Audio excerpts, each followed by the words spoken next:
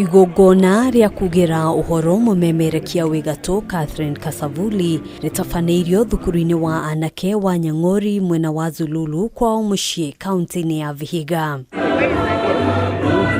Ona gũtuĩka uyu uma muthenya wa kĩeha mahinda kwa mahinda kĩeha gĩkĩ gĩgũkunĩkagwo nĩ mĩtheko mwaria thutha wa ũrĩa ũngĩ makiririkana Kasavuli na njĩra itiganite arĩ hamwe na gũkorwo ararĩ mwĩnyihia mũkindĩrĩku wĩra-inĩ wake na mũndũ ũranyitĩte guoko andũ aingĩ mũno wĩra-inĩ wake wa umemerekia. I will only say we will miss her a lot.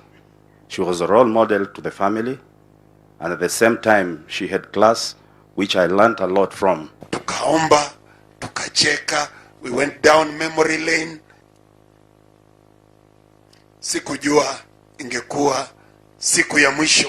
Nyina wa Catherine Kasavuli akiege kando na mĩtheko na onake ndanaga kugweta ndugu yake ya hakuhi muno na mwari. Asante kwa yote, mkienda na nyumbani muende na furaha.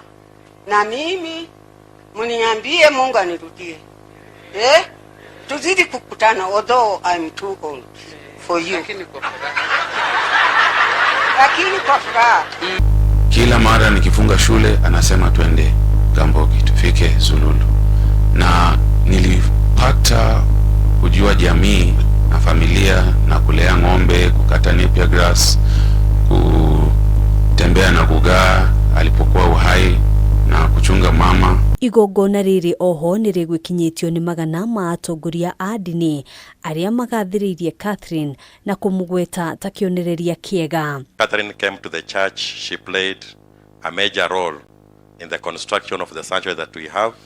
She brought many guests who helped us in fundraising, and even herself she was able to contribute money towards the construction of that church. Akiaria ta murata wa family ya Kasavuli, mutongoria wa kiama kia Kenya Martha Karua nioritie thirikari gwikirira ugima mwega wa akenya niguo kuhota kurigita mirimu ta kansa iria itigite family nyingi na ukia munene kumana na garama ya iguru ya urigiti. Mambo ya mwananchi kupata huduma ya matibabu iwekwe maanani.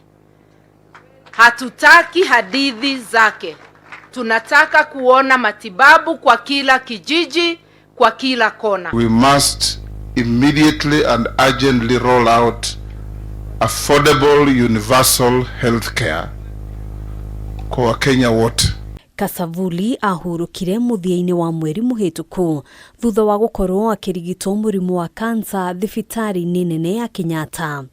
God rest her soul in eternal peace and grant Martin and the entire Kasavuli family the comfort that only God can give. So tuombee familia na my dear sister Catherine, go well. God preserve your soul in eternal peace. Handũ-inĩ ha Kameme TV, njĩtagwo Ngina wa Waduro.